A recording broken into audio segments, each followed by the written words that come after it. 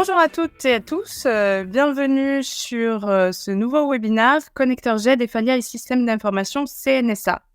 Je vais laisser la parole aux différents orateurs juste après. N'hésitez pas à utiliser le chat pour toute question d'ordre technique, on va dire. Pour les questions qui vont concerner cette présentation, il y a un onglet questions qui est dédié à cela, donc je vous laisse poser vos questions. Je vous souhaite un bon webinaire. Merci Renlaure, vous m'entendez toujours?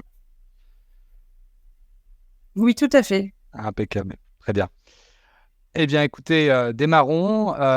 Bonjour à tous, merci de votre présence. Vous êtes très nombreux donc à assister à cette séance co-animée, co-construite avec la CNSA. Donc, bien sûr, l'idée, c'est de vous présenter un peu le contexte, de vous dire pourquoi nous souhaitons communiquer d'une seule voix et vous présenter effectivement la stratégie qui vise à interfacer effectivement les GED Efalia, puisque effectivement, comme vous le savez, il ne s'agit pas bien sûr que des GED Efalia, mais des GED au sens large du terme. Et bien sûr, nous faisons focus sur les GED qui nous concernent, à savoir Multigest et Faliadoc. Deux GED qui seront donc connectés au futur SI APA à domicile développé par la CNSA. Ce que je peux vous proposer effectivement durant ces 45 minutes, voire cette heure d'échange, c'est très brièvement effectivement de rappeler le contexte du projet. Au vu de ce contexte, vous présentez la proposition d'Efalia et la démarche qui vous permet d'aboutir sur une proposition. Cette proposition vous sera présentée par Monsieur Gare et Monsieur Grand, avec qui donc nous avons travaillé sur un parcours utilisateur, une cinématique finalement d'utilisation de cette future interface entre le SIAPA et la GED Efalia.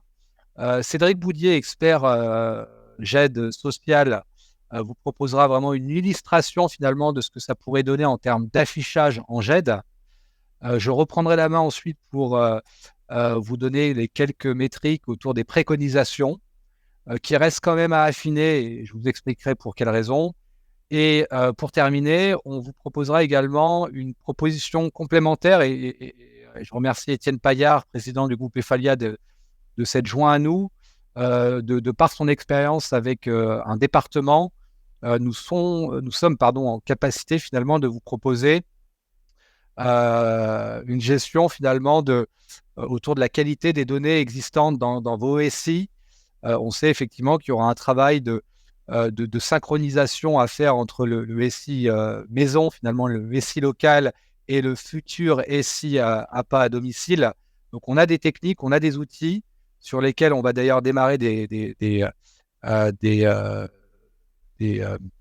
va dire des expertises avec certains départements et justement Étienne est là pour illustrer cette partie-là. Voilà. Et puis on terminera bien sûr avec la traditionnelle phase de questions-réponses.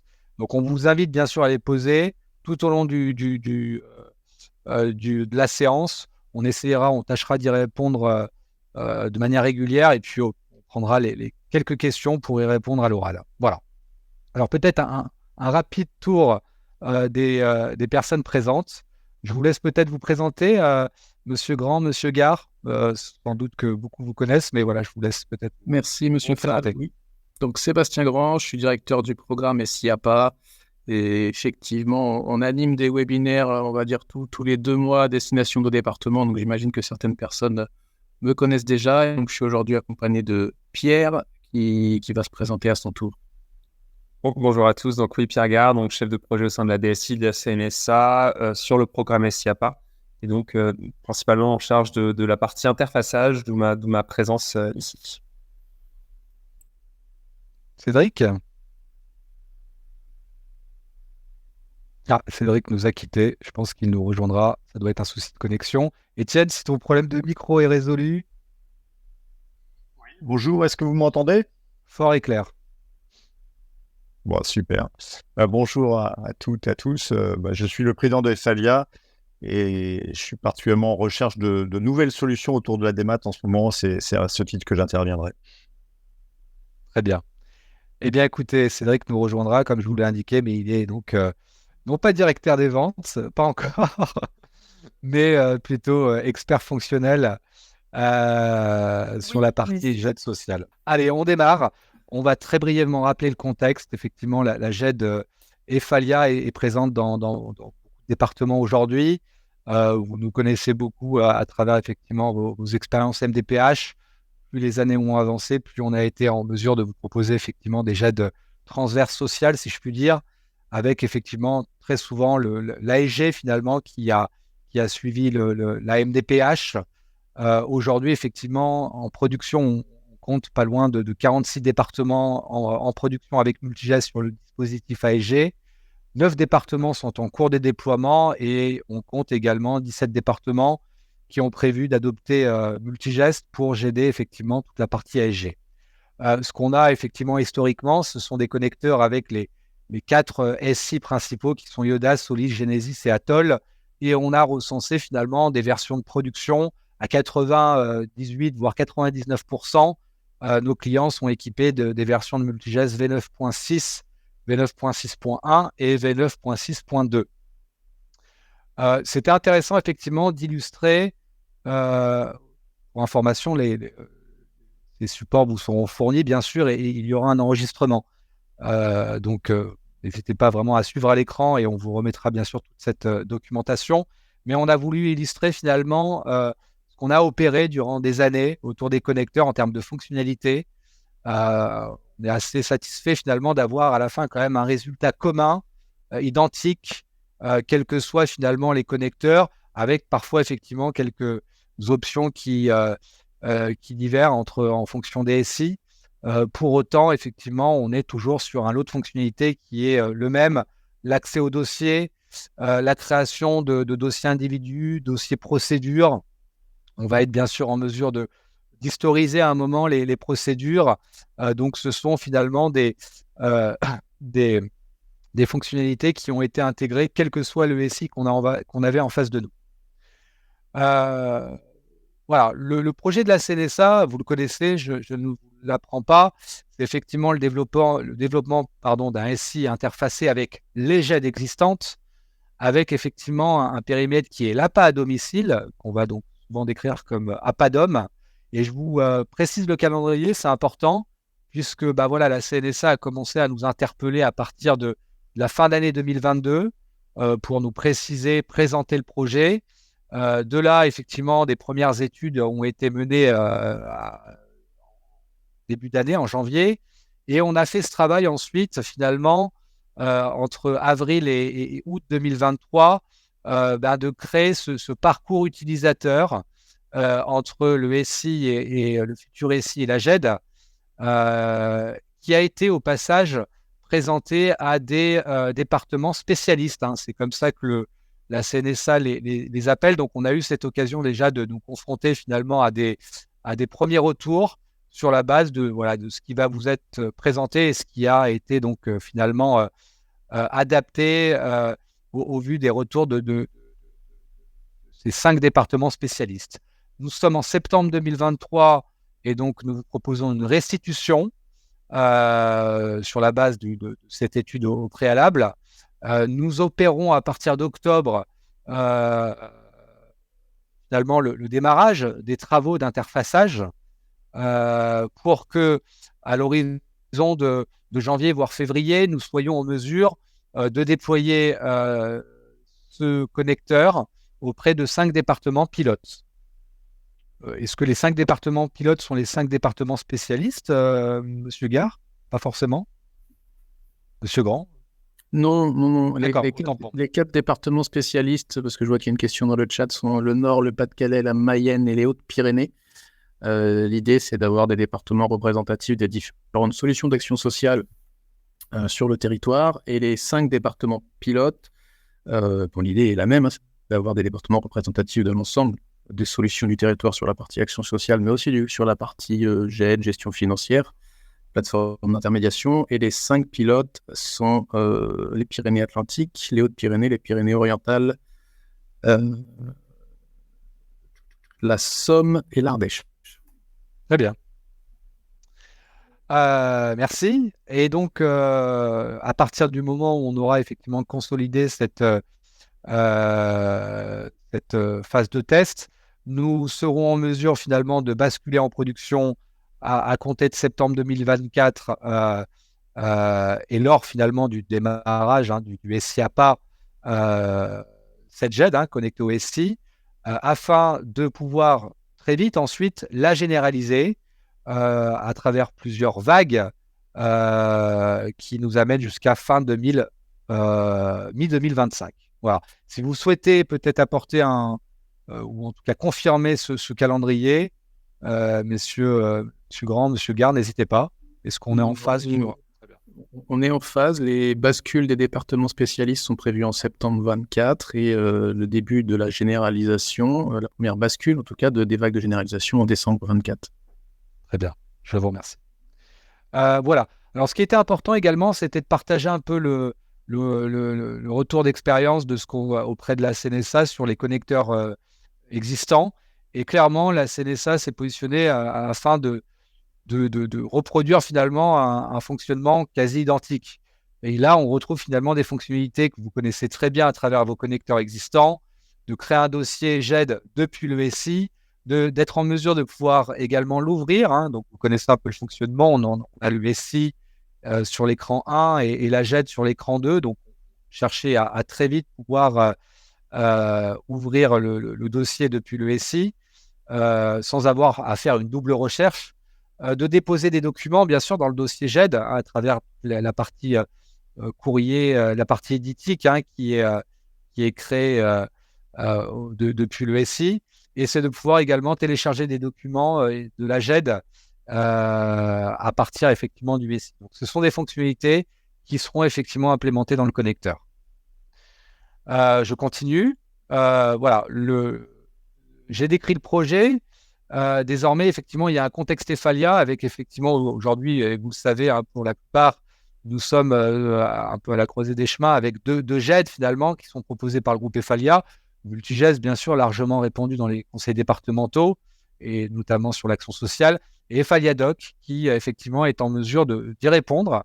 Donc, nous proposerons un connecteur avec ces deux GED. Ce qu'on a souhaité quand même valoriser, c'est que on a été forcé finalement, de par les disponibilités de part et d'autre, d'envisager quelque chose de très concis, de très simple, de rapidement opérationnel.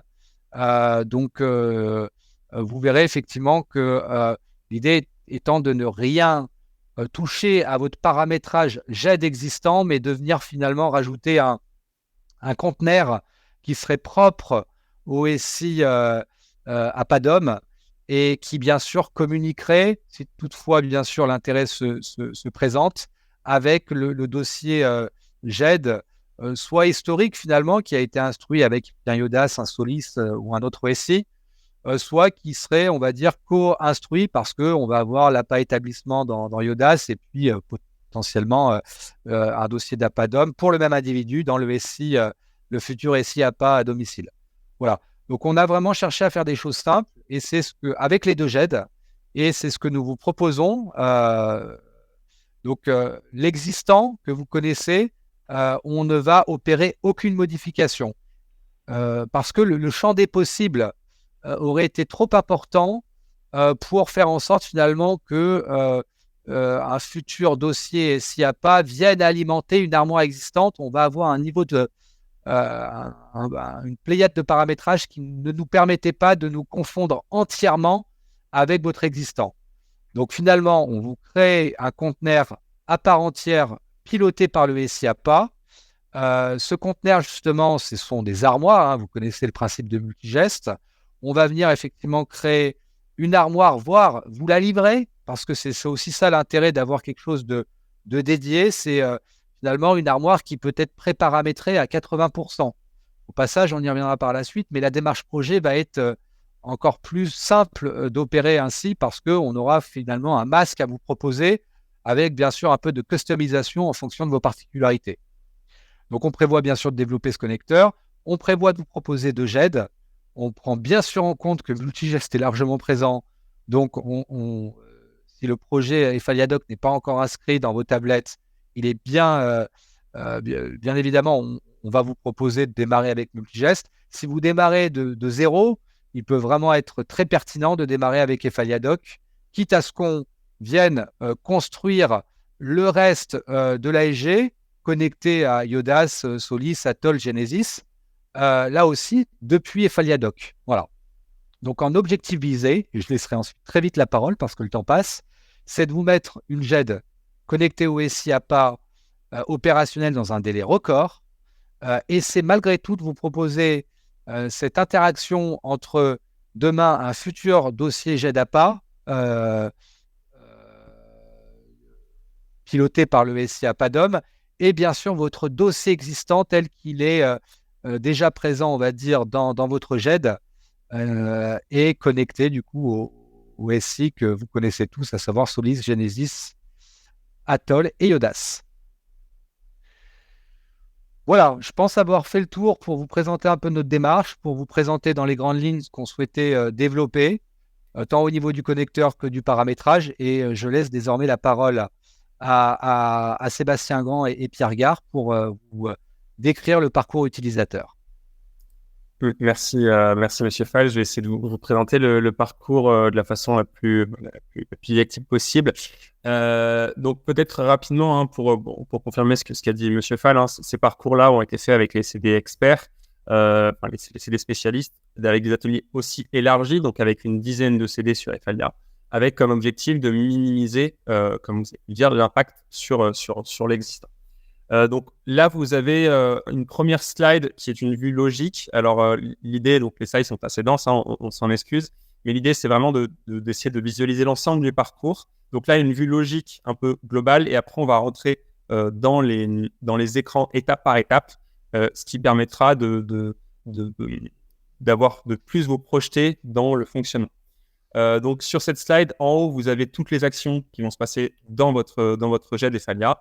Et en bas, les éléments qui vont arriver dans le SI APA national. Alors, quand on commence, donc le processus commence comme normalement dans votre GED, avec la flèche orange en haut à gauche. Donc, vous allez créer votre dossier, le dossier papier dans la banette. Alors, aujourd'hui, on présente ça sur la partie papier. Sur la partie téléservice, c'est un peu plus simple, la complexité est moindre. Donc, c'est pour ça qu'on voulait vraiment focus sur ce processus-là. Et sur ce cas d'usage qui est le plus complexe, qui est le cas d'usage de création de dossier et duquel découlent tous les autres sur lequel on va revenir juste après. Donc, comme je le disais, au début, dans le premier moment, c'est l'ajout des dossiers dans votre bannet GED. Suite à ça, de la même façon, en parallèle, vous allez pouvoir créer le dossier dans le SI APA avec les informations minimales. Donc, les informations d'identité, les informations d'identité qui permettent aussi une première vérification SNGI pour ceux qui voient de quoi je parle. Et puis, suite à ce premier écran, quand vous allez pouvoir initier la demande, il va se passer deux choses en back-office. La première, c'est que le SI APA va venir créer automatiquement le dossier procédure dans votre GED, ce qui va permettre, en fait, dès ce moment-là, de pouvoir faire le lien entre votre GED et le SI APA national. Donc, dès la complétion de la demande, vous aurez un lien direct entre les deux systèmes et ce qui va vous permettre d'ajouter les documents dans le dossier.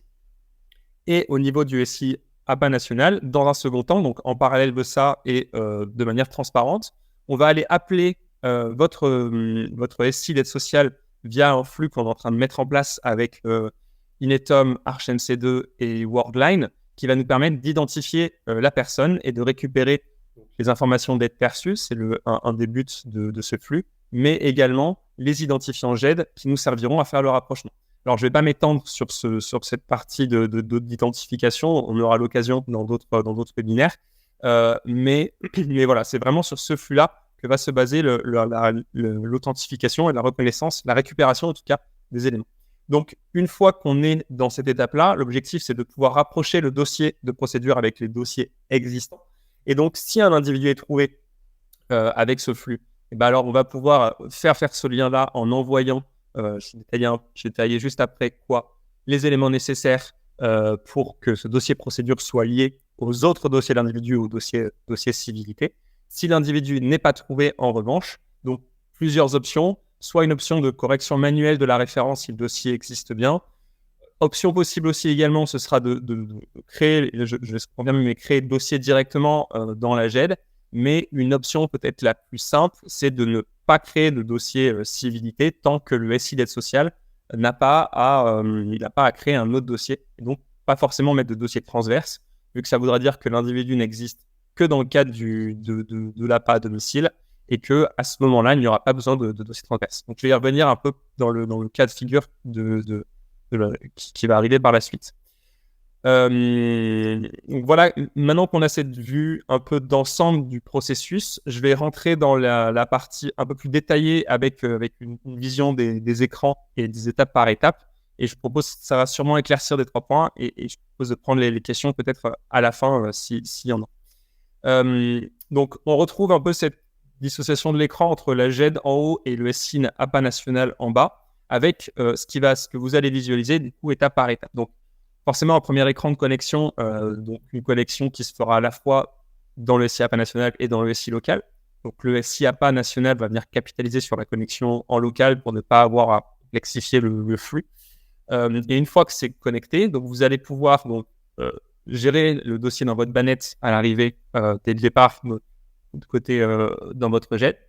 Et sur la partie SI APA national, vous allez pouvoir du coup saisir les éléments d'identification, donc nom, prénom, les principaux traits d'identité qui seront nécessaires pour le CNJI et pour la création du dossier de procédure. Quand vous allez passer à la page d'après, donc initier et compléter la demande, il va se passer plusieurs éléments. Donc vous allez en parler, donc vous allez pouvoir continuer à compléter votre formulaire, ce qui va faire que ce sera transparent pour vous. D'un côté, il va y avoir donc c'est la flèche que vous voyez, on va créer la procédure dans le dossier APA avec un numéro d'individu que vous voyez ici qui sera spécifique au SI APA. Et donc, ce qui va venir s'ajouter, c'est qu'en fait, on va avoir un identifiant en plus dédié au SI APA, en plus de l'identifiant du SI métier. Et donc, et c'est cet identifiant-là qui va permettre de faire la jonction ensuite dans un deuxième temps. Et pendant qu'on a ce dossier qui sera créé, donc vous allez pouvoir y accéder. On a, comme je l'ai dit par avant, la recherche qui va se faire dans le SI d'aide sociale, où vous allez pouvoir, où le SI va essayer de faire la reconnaissance de l'individu. Et là, 2 cas de figure que je vais détailler juste après. Est-ce que l'individu est trouvé ou l'individu n'est pas trouvé? Voilà, je propose d'avancer. N'hésitez pas à me compléter, hein, monsieur Boudier et monsieur Fall, si j'ai oublié des choses dans ma démonstration. Parfait.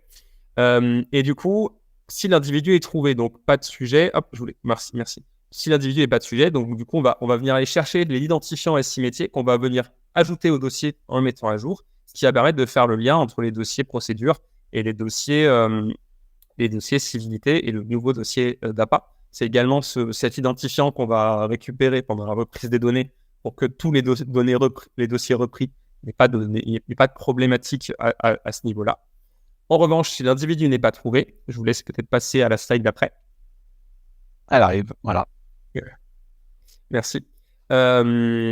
Si l'individu n'est pas trouvé, du coup, plusieurs cas de figure. Donc, vous allez pouvoir modifier la référence GED manuellement pour ajouter cette référence-là si on ne l'aurait pas trouvée mais qu'elle existe bien et que le dossier existe bien. Mais sinon, à la fin du formulaire, donc quand vous allez pouvoir terminer le formulaire, on va rappeler dans l'écran de synthèse où ça en est pour que vous puissiez rajouter la référence GED. Et si l'individu n'est pas trouvé, et donc le SI APA ne va pas venir créer de dossier individu. Ça évite tous les risques de doublons. Néanmoins, on a donc, il n'y en aurait a priori pas forcément besoin, puisque ça veut dire que c'est quelque chose qu'on a évalué avec les CD. Donc, puisque ce dossier civilité ne serait pas utile à ce moment-là, puisque la seule procédure existante serait la procédure d'APA à domicile. En revanche, si le SI d'aide sociale va vouloir créer une nouvelle procédure par-dessus, il va venir générer un nouveau dossier individu et il pourra le rapprocher directement, puisqu'il fera le même travail dans l'autre sens avec le flux qui fonctionne aussi pour le système. Voilà pour ça. Peut-être, alors il y a beaucoup d'éléments, c'était un peu dense, j'espère que vous avez réussi à me suivre. En tout cas, en synthèse, ce qu'il faut retenir, c'est que du coup, hop, je vais juste y venir juste après sur ce cas du SLARD. Désolé. Si. Mais en synthèse, ce qu'il faut retenir, c'est que le SIAPA va automatiquement créer une procédure d'appât à domicile, ce qui va faire en sorte que le lien entre le SIAPA et la GED soit initié dès le départ, qu'on va capitaliser sur le flux d'aide sociale pour venir faire le rapprochement et ensuite donc permettre le rapprochement des dossiers dans votre GED directement, et que si le dossier n'existe pas, il n'y aura pas de création, en tout cas dans ces premiers temps, de dossier par le SIAPA, mais d'autres moyens du coup de faire en sorte que ce soit le plus facile possible, notamment en capitalisant sur le récit d'aide sociale. Un petit mot peut-être rapide sur les cas d'usage qu'on a identifiés, les autres cas d'usage qui découlent de cela. Et je vous laisse peut-être passer à la slide juste après. Là aussi. Merci beaucoup. Donc, une fois que le lien sera créé, du coup, dans votre vue individu sur le SIAPA, vous aurez la possibilité de vous rediriger directement vers la GED. Donc, on intégrera ça dans la vue individu, ce qui fait que même en dehors de la procédure, sur la vue globale, vous pourriez accéder potentiellement par le dossier individu s'il existe. Voilà, pas beaucoup plus de choses à dire sur cette slide. Autre élément aussi sur le cas d'usage d'après. Je vous laisse, parfait.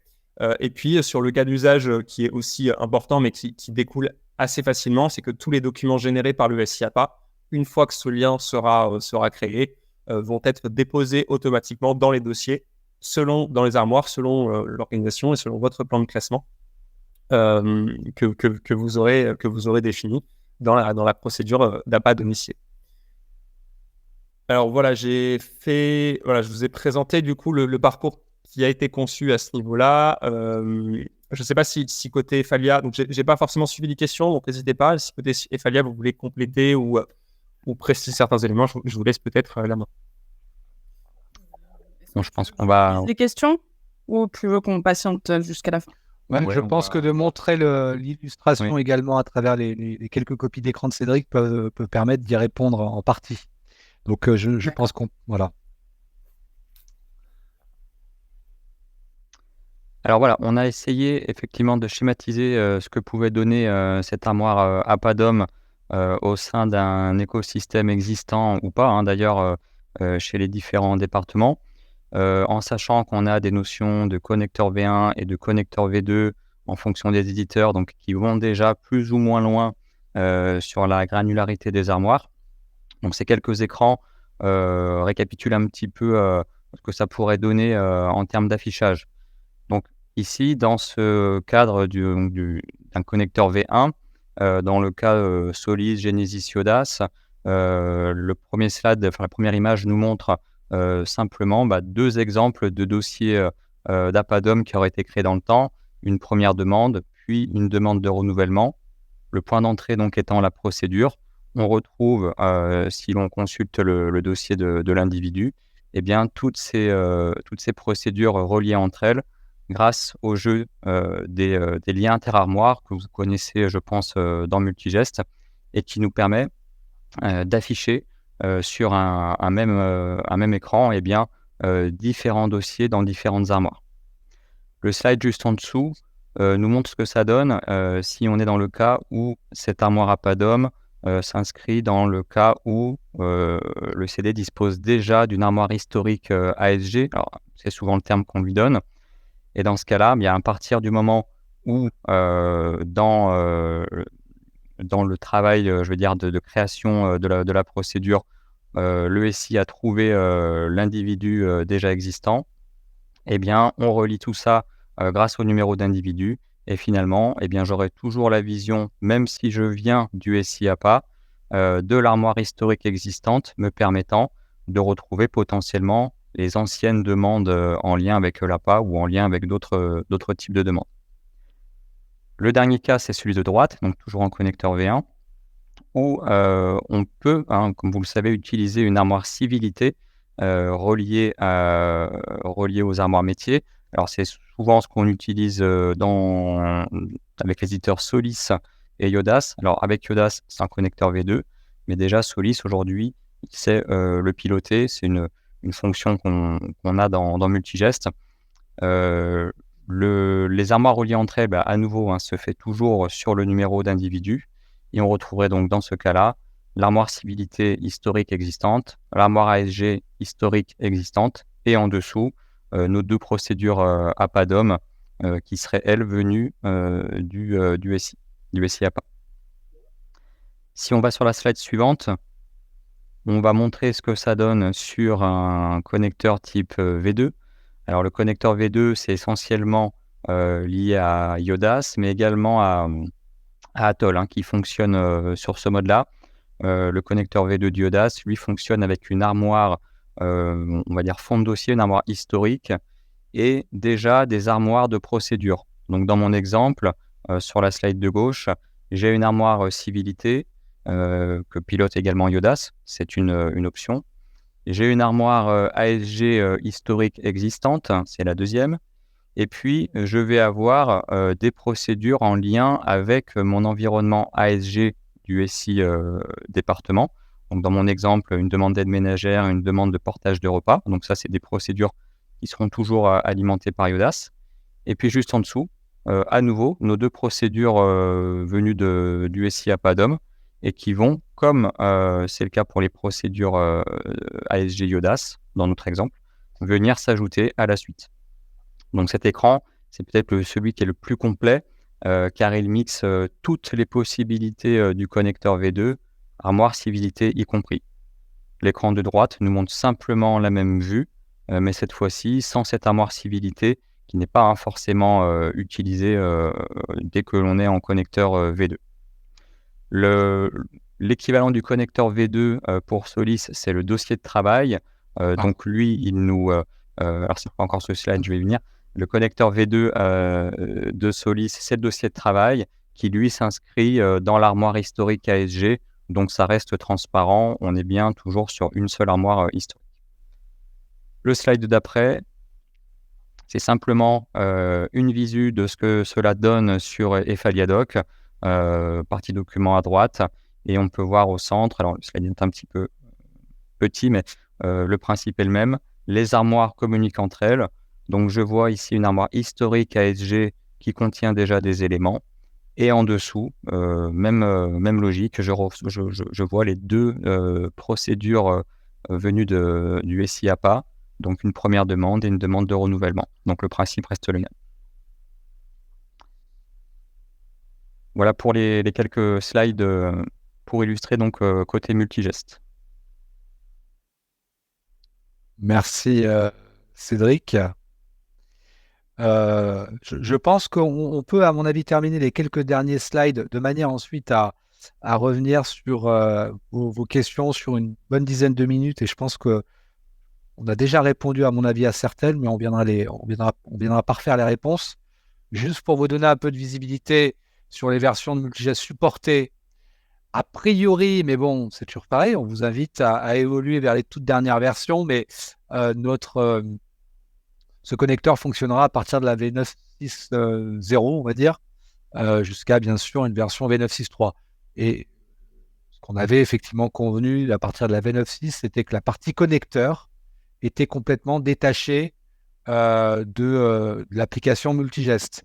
C'est ce qu'on a réussi à obtenir, c'est-à-dire qu'aujourd'hui, quelle que soit la version qui s'affichera V9.6, V9.6.1, V9.6.2, V9.6.3, vous serez a priori en mesure d'opérer ces liens. Sur Efaliadoc, on parle de Canary. Là aussi, j'ai précisé la dernière, mais les versions précédentes, a priori, peuvent également le permettre. Ça reste à consolider, bien sûr, parce que les départements pilotes vont nous permettre vraiment de l'affiner, mais on prévoit quelque chose d'assez rapide en termes de déploiement. 6 à 8 jours, ça peut être moins, ça peut être légèrement plus. On sera bien sûr amené à parfaire là aussi cette charge très vite d'ici, on va dire, le début de l'année 2024. Les conditions de souscription, voilà, donc si vous êtes bien sûr déjà équipé d'un multigeste avec les droits d'usage AEG.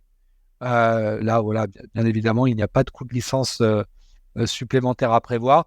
On prévoit juste de valoriser finalement le travail qui est opéré avec la SNSA quant au maintien correctif et évolutif finalement de ce futur connecteur, qui va évoluer entre 1 500 € et 3 000 € par année en fonction de la taille de la collectivité.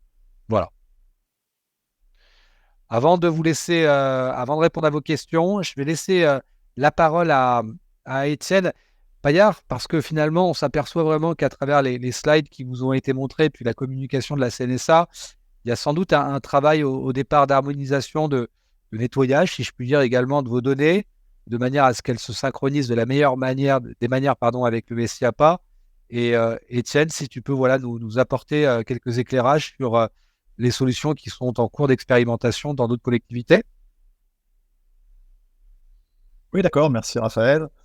Oui, effectivement, je vais intervenir rapidement sur un sujet qui peut paraître un petit peu excentré par rapport à la GEDAPA, mais en fait, pourrait être fortement lié, plus ou moins fortement lié en fonction de votre organisation et effectivement de la qualité des données.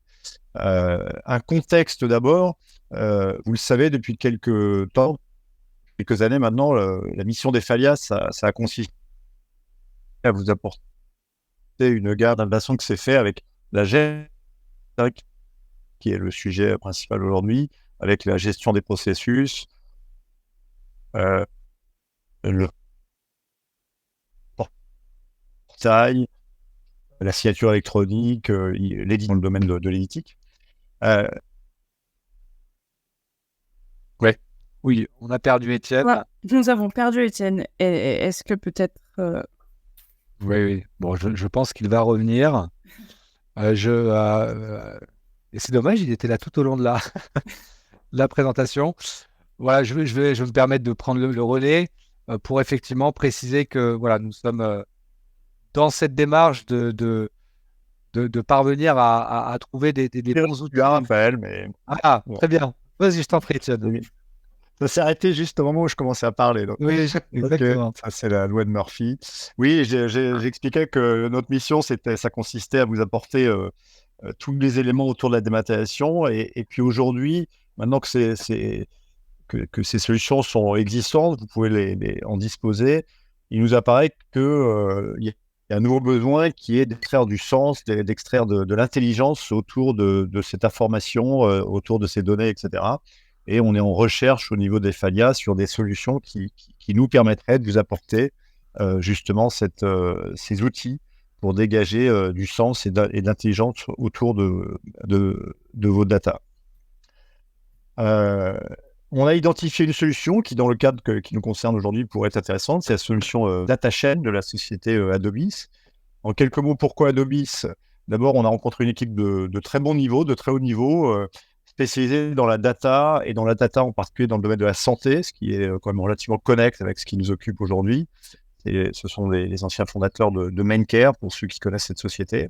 C'est des gens qui ont eu des succès importants dans des domaines complexes autour de la santé. Et j'en parle un peu plus loin. Et puis la technologie qu'on a commencé à évaluer nous paraît très efficace. Donc on vous la propose dans le cadre de la gestion de la qualité de vos données.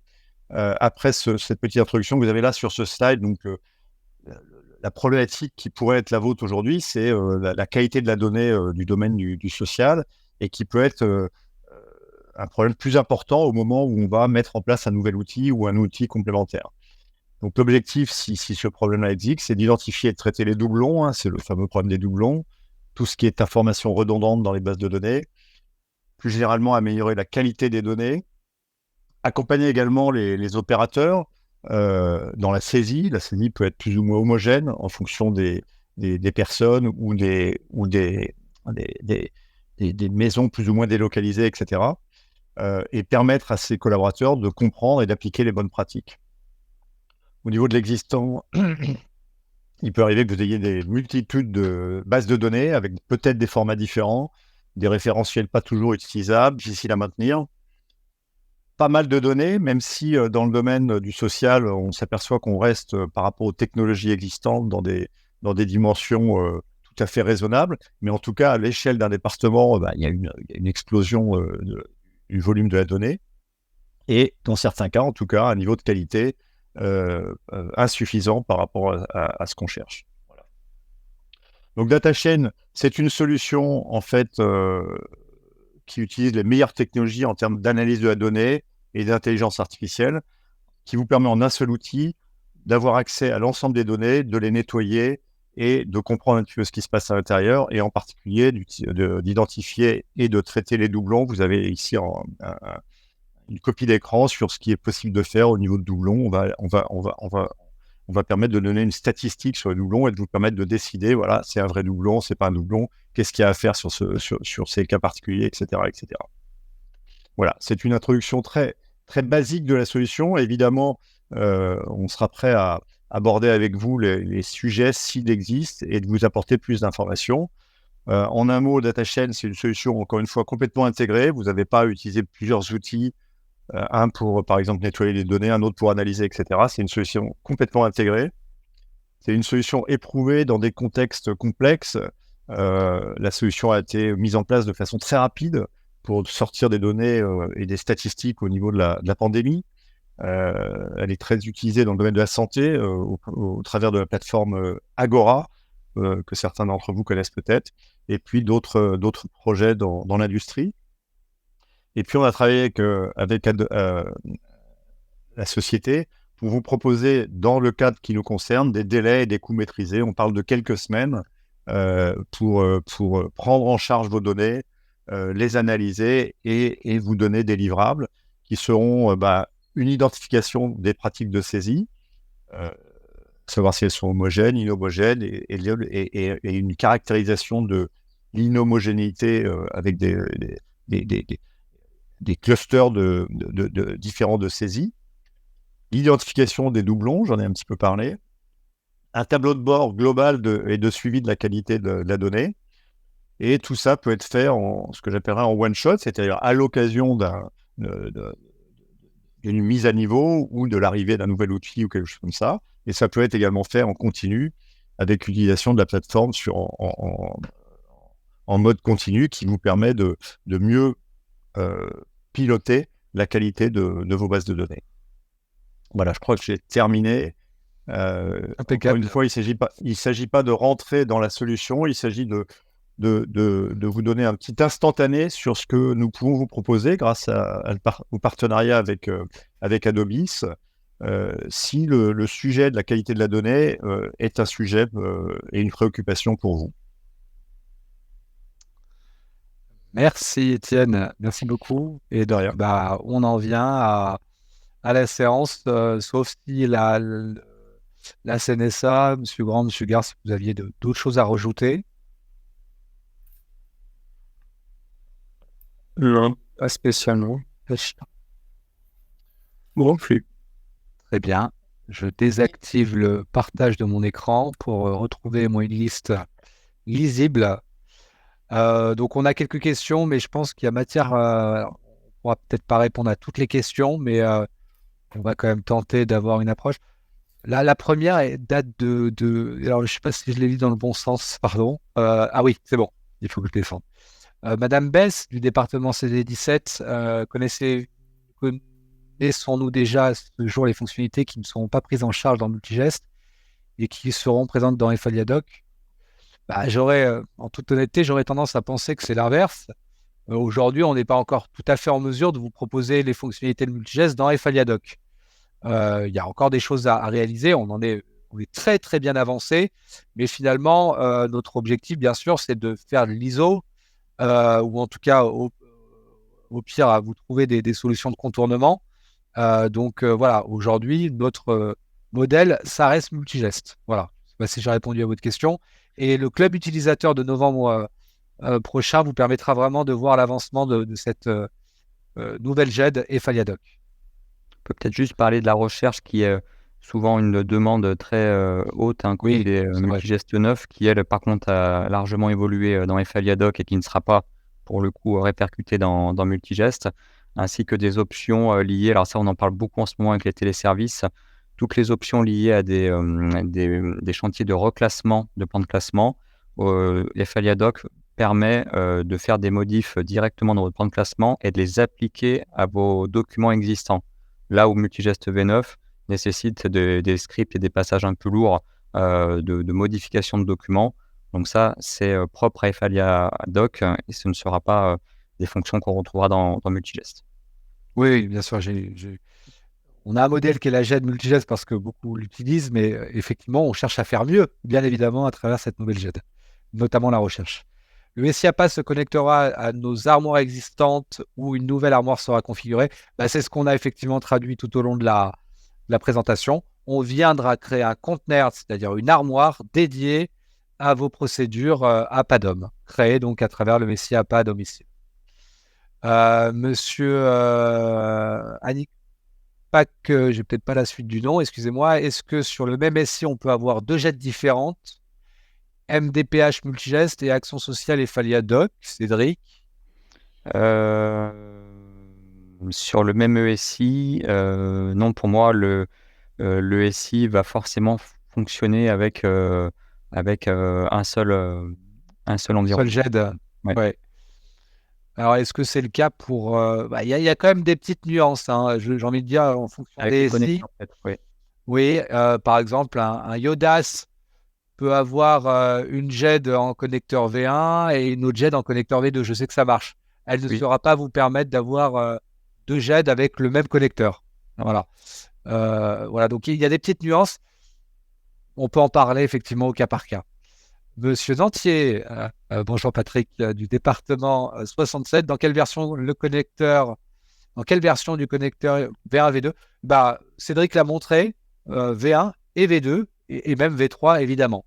On n'en a pas parlé, c'est pas forcément le sujet, mais voilà. Donc ça, c'est ce qui vous concerne Yodas, hein, Solis. Là aussi, on sera sur niveau 1, niveau 2. Madame Mandé, sur quelle métadonnée se fera le rapprochement entre le dossier GED déjà existant et ceux du SI national? Bien, c'est sur le rapprochement se fera sur le numéro GED historique, hein, c'est-à-dire que on va parler du numéro d'individu sur le contexte Solis et également sur le contexte Yodas Connector V2. Sur le contexte Yodas Connector V1, on parle de numéro de dossier GED et dans les premiers écrans CNSA, on voyait la possibilité donc de saisir ce numéro si on est dans ce cas-là. Donc ces procédures-là, chaque procédure qui va être créée dans le SIAPA aura donc bien son numéro unique du type de procédure, hein, son numéro de procédure, et également le numéro de l'individu qui est rattaché ou le numéro de dossier GED rattaché. C'est lui qui fait le lien avec l'armoire historique.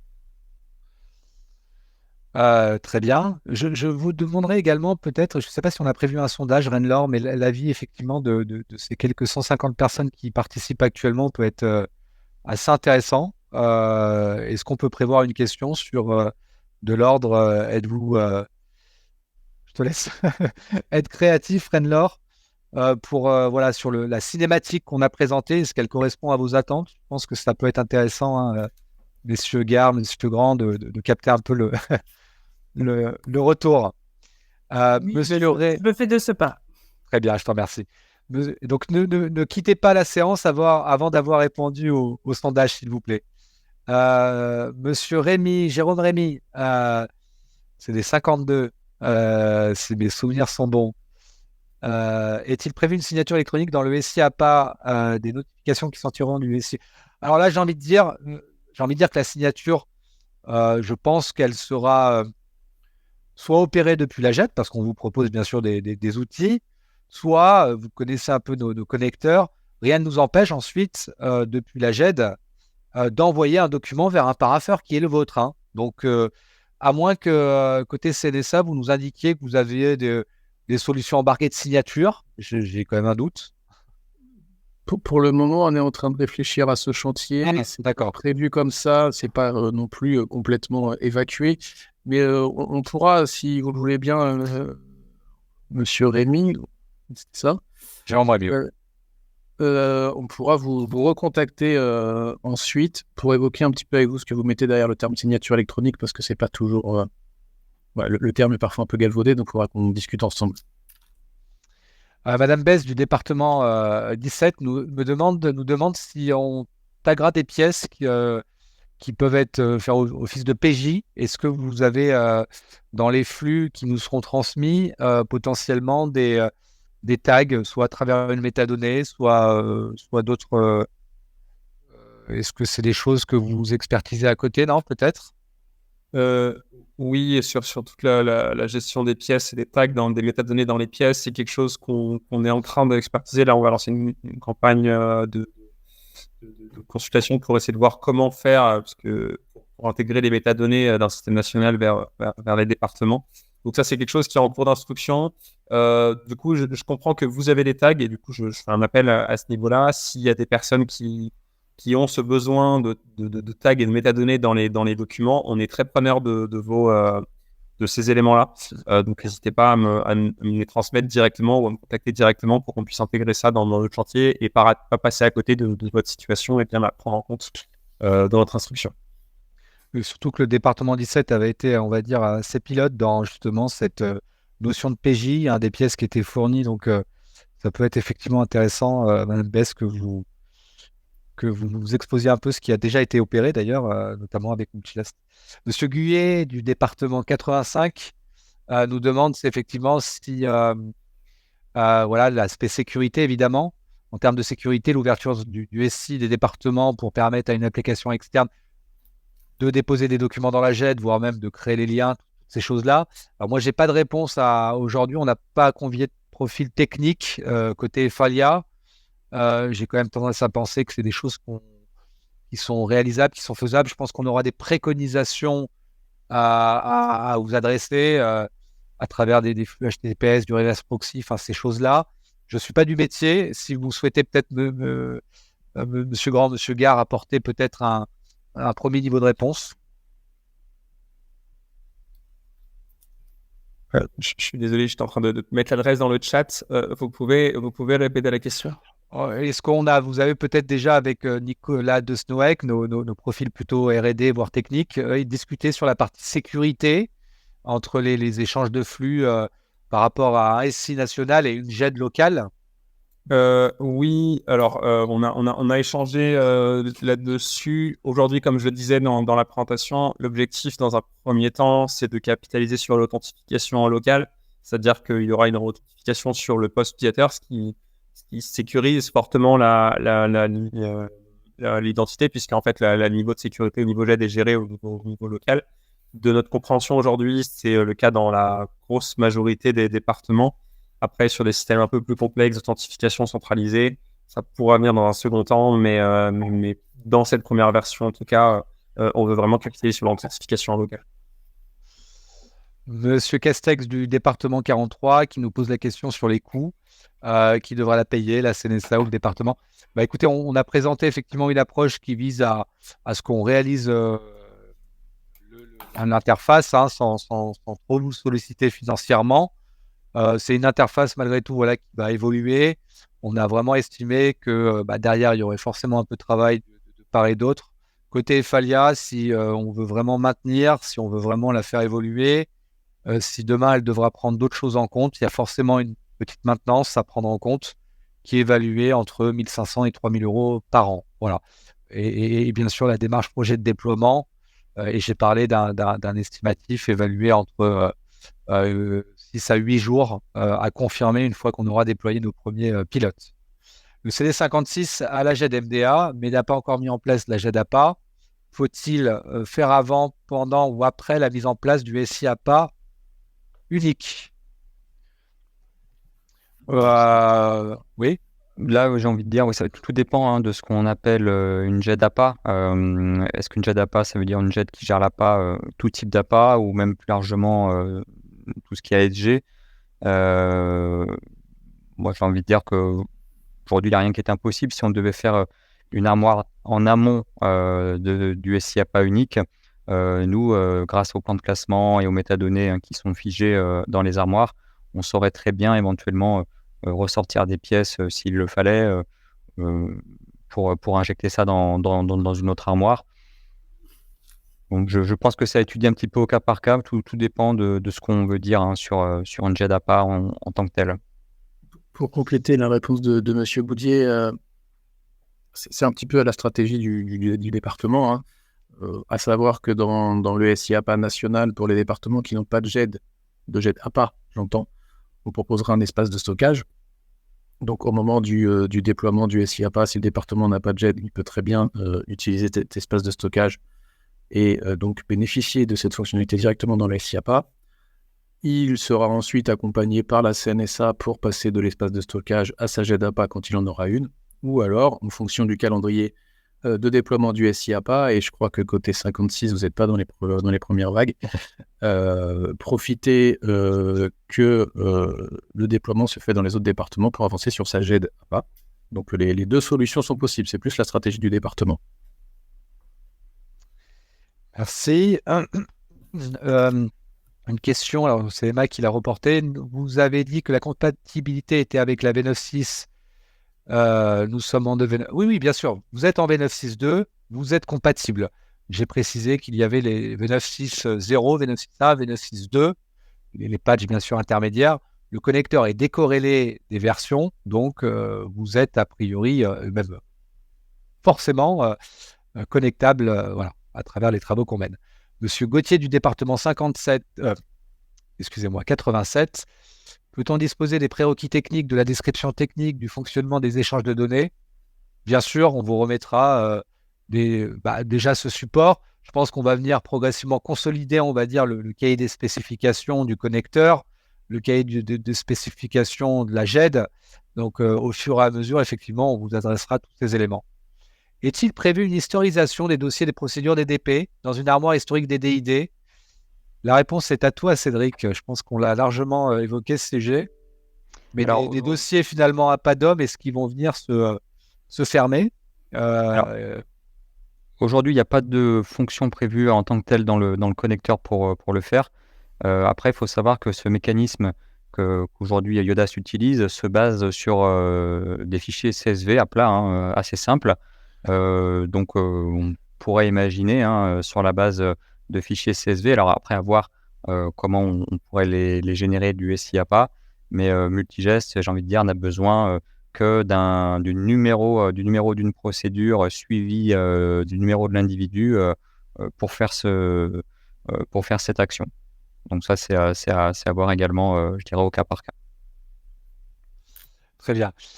Il est 12h15 et je vois encore pas mal d'autres questions. Je pense qu'on va mettre fin à cette séance parce qu'on aime bien tenir à chaque fois quand même ce qu'on a bien sûr prévu. On s'attendait quand même à un volume de questions conséquent. Nous aurons l'occasion d'y répondre à toutes vos questions. Donc, c'est un travail justement sur la base de l'extraction que me fera Renlor.